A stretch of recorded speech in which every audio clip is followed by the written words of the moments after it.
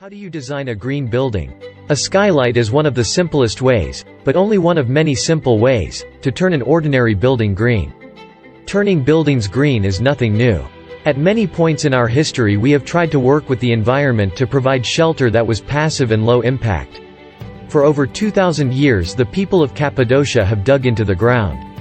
The caves are on multiple levels, and some of the complexes are large enough for several thousand people. A natural cave provides a very stable temperature, not varying by more than a few degrees between summer and winter. The cave dwellers were kept warm in winter, and cool in summer. What are green building products and materials?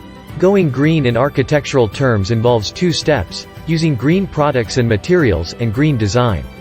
Traditional cob, recycled steel, wood, ferric, bamboo, mycelium composite. A green building will be insulated to prevent heat loss. A building can be energy neutral. The government's decision a number of years ago to introduce energy ratings for buildings has moved us a long way along this road.